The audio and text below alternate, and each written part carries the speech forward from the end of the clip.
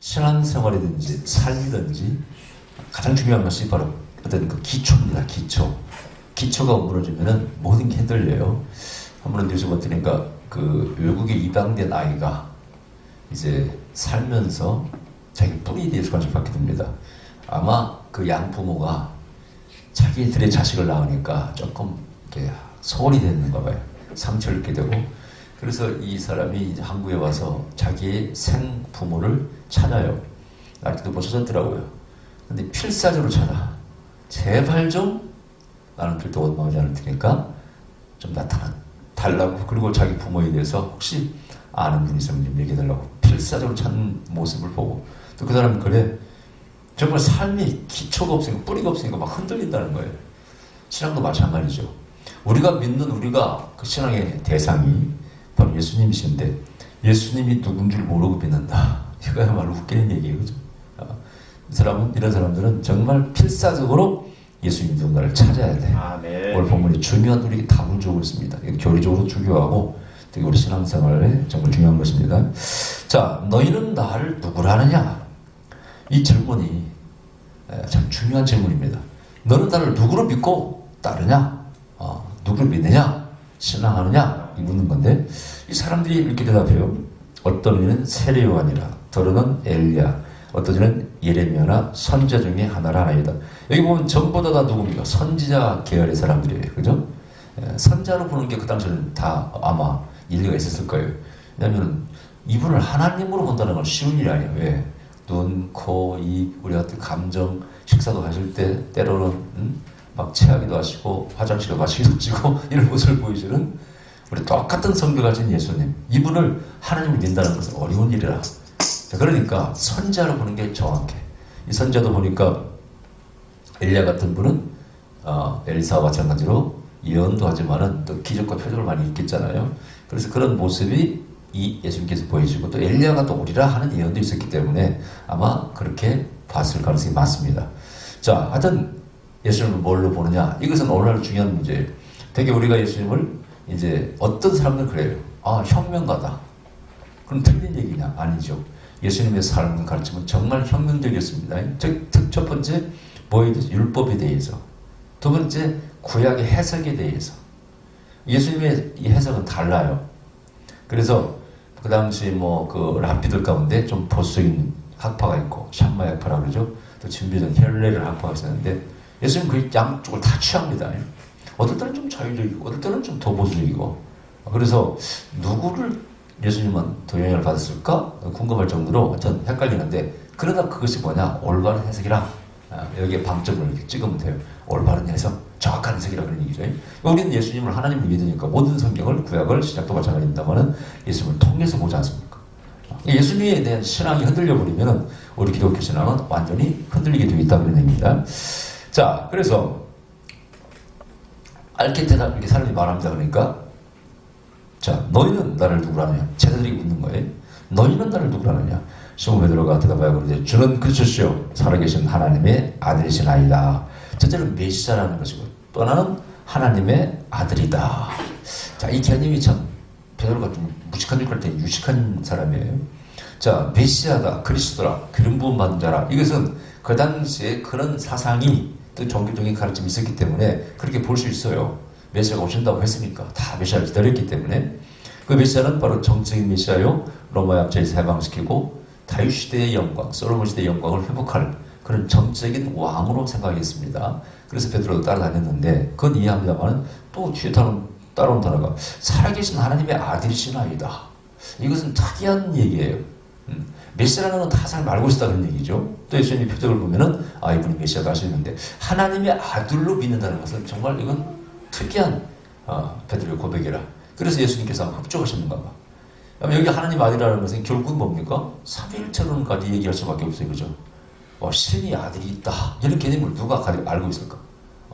우리 믿는 하나님의 아들이 독생하시는 홀로 이렇게 계시는 딱 한 분이신 아드님이 계시다. 이걸 누가 알았겠냐 이거죠. 이것은 도대체 혈육으로 알 수 없다 이거예요.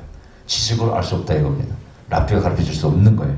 그래서 이건 인간의 머리에서 나올 수 없는 것이고, 그래서 뭐라고요? 바이러스마나 보겠도다. 이를 알게 하니는 너희 혈육이 아니라 하늘에 계신 아버지께서 알고 있다. 알게 했다. 이렇게 주님께서 칭찬하셨다. 이렇게 볼 수밖에 없습니다. 자, 그 다음에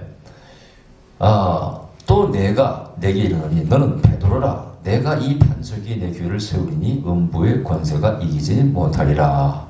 피터, 영어로 페트로, 반석. 자, 이 말이 중요한 의미가 있어요. 자, 이 반석이라는 해석이 이제 구교와 신교가 다르죠. 구교는 바로 베드로라는 인물이 됩니다. 이것도 전혀 틀린 얘기는 아니에요.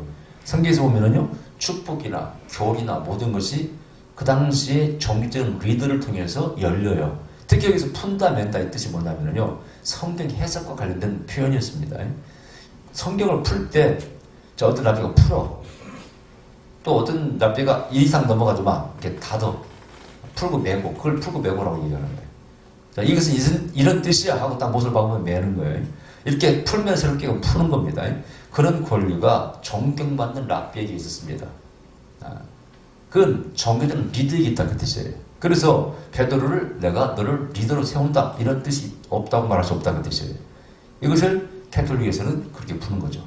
그래서 수장, 교회의 머리가 되고 수장이다. 머리는 뭐 예수님이지만 수장이 되어서 교황이 되는 것이죠. 교황의 근거가 되는 것이죠. 자, 전혀 틀린 얘기는 아니에요. 근데 이것이 또 100% 맞냐? 아니죠. 그거는 사람이 틀려버리면 어떻게 돼요? 뭐 베드로는 신입니까? 그렇잖아요. 뭐 랍비들이 신입니까? 아니죠. 뭐 성령의 감동으로 하시겠지 뭐. 그것은 막연한 얘기고 성령의 감동인지 참 모르는 게 참 많습니다. 인간의 지혜색인지 지감동인지 모르는 게 참 많죠. 그래서 이것은 절대 맞을 수 없는 것이죠. 그렇다면 반석이 교를 세운다는 게 뭘까? 자, 그럼 성경으로는 풀어야 돼.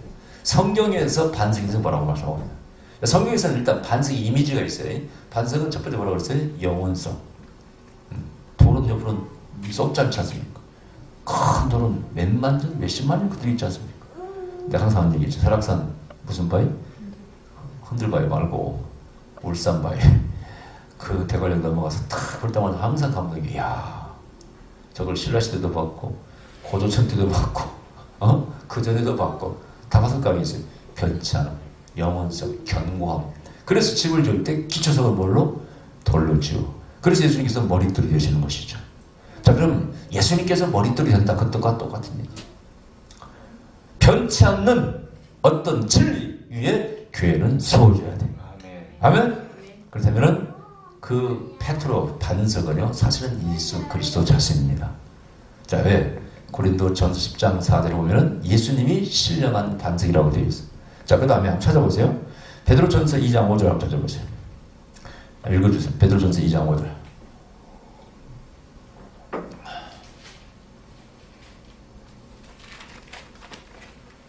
너희도 산돌과 같이 신령한 집으로 세워지고 예수 그리스도로 말미암아 하나님이 기쁘게 받으실 신령한 제사를 드릴 거룩한 제사장이 될지니라.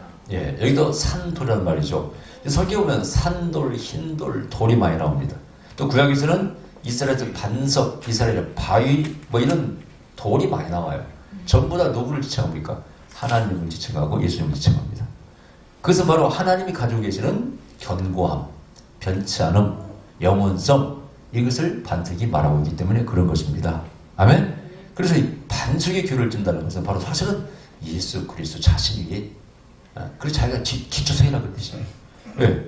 예수님은 우리의 기초석입니다. 산돌이시니까. 아멘? 자연스럽게 일체가 되게 되어 있어요. 자, 그 다음에 이제 구약 묵시록에 이제 이렇게 그림자론에 비춰볼 때 구약에 보면은요, 여러 중요한 반석들이 나옵니다. 첫 번째 반석이 어디 나오냐? 자, 저 출애굽기 보면 17장에 보면은요, 모세가 산 위에서 기도할 때 팔이 아프니까 아론과 잡아줬죠, 이렇게. 근데 그때 다리가 아프니까 어디에 앉혔어요? 반석에 앉혔다고 되어 있어요. 그 반석은 뭡니까? 편안함을 주는 것이죠. 아멘? 안정을 주는 것이죠. 자, 하나님 말이 우리에게 진정한 샬롬을 줍니다. 내가 너에게 주는 평안은 세상에 주는 평안과 다르다. 같지 아니하니. 아멘. 자, 그래서 이 반석은 바로 신앙 안에서, 종교 안에서, 하나님 안에서 얻을 수 있는 그 평안함이죠. 그것은 반석이 주는 것이죠. 모세가 이 반석에 앉아서 손을 들고 기도했다고 되어 있습니다. 자, 또 무리바 반석이 나옵니다. 거기에 이것은 물을 주는 반석입니다. 그게 바로 고린도 10장 4절에서 주시는 바로 신령한 반석에서 물을 주었다는 거예요. 이 물은 무슨 물입니까? 바로 성령의 기름 부으며 특히 문자적으로는 목마를 때 그 물을 먹어야 살지 않습니까? 이것이 요한복음 4장에서는 생수로 나옵니다. 내가 네게 주는 물은 네가 주는 물과 달라. 목마르지 아니한다. 할렐루야. 요한복음 또 7장 이하에 보면 뭐라고요? 누구든지 목마르거든 내게로 와서 마시라. 아멘. 너희 나를 믿으면 너희 피에서 생수의 강물이 흘러나리라. 할렐루야. 이 생수는 곧 성령을 가리켜 말함이라. 그러니까 이 반석은 생수를 주는 반석이요 성령을 주는 반석입니다. 그로 누구예요? 하나님이요 예수 그리스도. 요한복음에서는 성령이 하나님 아버지와 성자로 나로부터 나온다는 뜻이게. 자, 이런 반석이 있구나. 그것은 바로 성령을 부어주는 물을 주는 반석이라. 이것은 생명수입니다. 그렇죠? 광야에서 물이 없을 때니까 그 물 없으면 죽으니까 생명수예요. 자, 그 다음에 또 뭐가 있을까요? 자, 저 골리앗을 때려 죽인 돌이 나옵니다. 누구의 돌? 다윗의 물맷돌입니다. 이것은 예수 그리스도의 족보, 아주 중요한 관계가 있어요. 마태복음 1장에서 예수님의 족보 가운데 중요한 인물 아브라함과 다윗의 자손 예수 그리스도라. 그래서 메시아의 조상 가운데 다윗은 중요한 인물이라고 그러죠. 키밀이에요. 키밀. 다윗의 자손 예수요. 이 소경들이 위치하는 걸 보세요. 전부 다 메시아는 다윗의 후손 오시가 돼. 이게 이사야 11장과 또 연결돼 누구의? 이새의 그 뿌리 싹이 나온다는 표현과 일치가 되는 것인데, 그때 골리앗은 아주 중요합니다. 이 거인은 바로 하나님께 대적하는 마귀의 어떤 상징적인 인물이고, 이 골리앗이 결국은 다니엘서에 가면은 신상으로 연결됩니다. 그래서 골리앗은 6규빗 한 뼘, 이 신상은 60규빗으로 나옵니다. 육자를 꼭 써요, 희한하게. 그래서 거대하다 그런 뜻입니다. 자, 그런데 그 골리앗을 쳐부순 게 다윗의 물맷돌인데, 재밌는 것은 그 다니엘서의 신상을 또 부시는 것도 공중에 뜨인 돌입니다. 이건 표현이 다를 뿐이지 똑같은 돌이에요. 다윗의 물맷돌도 날아가서 골리앗의 이마를 쳐서 죽인 거니까 뜨인 돌이죠. 그래서 이 바벨론의 신상이 결국은 뭐로 연결돼요? 이게 바로 마귀의 처소로 되어 있어요. 이게 계시록의 16장에 가면은 바벨론 귀신의 처소라고 되어 있고, 그 다음에 성경에 바벨론이 결국은 누구를? 이스라엘 나라를 무너뜨립니다. 그죠? 저 유다를 무너뜨리고 성전을 파괴하고 법궤도 들어가버리고 잃어버렸잖아요. 그 장군이 누구예요? 바벨론의 느부갓네살이라. 그죠? 대제국, 큰 것들, 하나님 질서를 파괴한 것들은 하나님 질서를 파괴하기 때문에 큰 거예요, 여러분. 우리가 똑같아야 되는데 무지하게 큰 거예요. 질서를 파괴한다는 거예요. 네? 전 질서를. 그리고 결국은 하나님을 적으로 넣어. 성경에서는 거인들, 안악자손 할 것 없이 거인들은 다 죽습니다. 골리앗의 동생도 거인이 다 죽습니다. 육발이 다 죽이야. 하여튼 질서를 어겼어. 뭔가 비정상이야. 하나님 적으로 나옵니다. 이런 사상이 은연중에 들어있어 이렇게. 자, 그런데 어제 이 돌은 뭡니까? 원수를 무너뜨린 돌입니다. 이것은 하나님의 능력이 함께 하셔. 할렐루야. 이 돌이 저 제국을 무너뜨리고 마귀의 세력을 무너뜨려. 아멘. 이것을 말하는 메시아 사역입니다. 예수 그리스도의 사역입니다. 하나님의 아들이 이 땅에 나타나요? 마귀를 멸하십니다. 아멘. 예수님이 하는 것보다 귀신을 쫓아내고 병자를 고쳐 마귀의 죄를 무너뜨리는 거예요. 아멘. 마귀의 나라를 무너뜨리는 겁니다. 아멘. 그래서 샬롬, 진정한 평화는 마귀의 권세가 무너질 때 평화가 임하는 것이지, 아멘. 적당한 타협에서는 절대 올 수가 없는 것입니다. 아멘. 할렐루야. 아멘. 이 반석이에요. 이 반석이 결국은 또 어떻게? 성전의 반석입니다. 이제 진짜 솔로몬의 성전의 반석이 지금도 통곡벽 밑에 남아있어요. 성전에 가면은 엄청난 크기의 반석들을 기초돌로 해서 성전을 지었어요. 이 반석을 의미합니다. 바로 머릿돌입니다. 이 반석 위에 교회를 세워야 돼요. 그래야 교회가 흔들리지 않아. 이것은 바로 영원하다는 것이고 진리 위에 세운다는 것입니다. 우리 교회가 영원하고 진리 위에 서 있어야 돼. 아멘. 세월이 흐르고 우리 가르침이 변해. 안 됩니다. 적어도 어떤 문화 같은 것은 변할 수 있지만은 중요한 가르침은 결코 변할 수 없는데, 그 중에 하나가 바로 예수 그리스도가 바로 구주시라. 구주성. 예수님 외에는 하나님께로 갈 길이 없다는 바로 성경의 말씀. 이것은 타협의 여지가 없다는 것입니다. 아멘. 예수님을 신으로 믿는 이 신앙은 타협이 없는 거예요. 만일 여기서 타협해버려서 예수님을 빼버리고 성부만 인정하게 되고, 자, 캐톨릭도 인정하고 기독교도 인정하고 마음밭도 인정하고 신은 한 분이다. 길은 산이 올라가는 등산길이 하려면 달라. 10개 받아들인다면 모든 종교를 인정해야 됩니다. 무당도 인정해야 됩니다. 그래 안 그래요? 절도 신이 되고, 그죠? 그렇다면 엉망진창이 되고 말 것입니다. 그래서 여기서는 타협의 여지가 없어. 바이러스 문화대가 보겠도다. 일어나게 하는 혈육이 아니라 하늘에서 아버지께로부터 알게 됐다. 알게 하셨다. 이 말씀이 무슨 말 알겠죠? 그게 고린도 12장 3절에 성령이 아니고서는 예수를 주술할 수 없다. 이 말씀과 연결되는 것이고, 구원은 바로 예수의 영이 우리 속에 들어와야 돼. 성령이 우리 역사하셔야 돼. 그래야 그 믿음을 갖게 된다는 것이죠. 아멘. 자, 그래서 이 반석이 그 반석이로구나. 그 다음에 내가 천국 열쇠를 내게 주니, 이 천국 열쇠는 이제 구원의 열쇠를 말하는 거예요. 이 천국은 죽었다 깨어나는 천국 열쇠만 들까요? 죽었다 깨어나서 가는 곳만 말하는 거예요? 아니죠. 성경의 천국은 우리의 이 땅, 우리 사는 삶, 여기서부터 열리는 것입니다. 이게 요한복음 3장에 나오죠. 하나님 나라를 본다. 하나님 나라를 들어간다. 뭘로? 성령으로. 할렐루야. 아멘.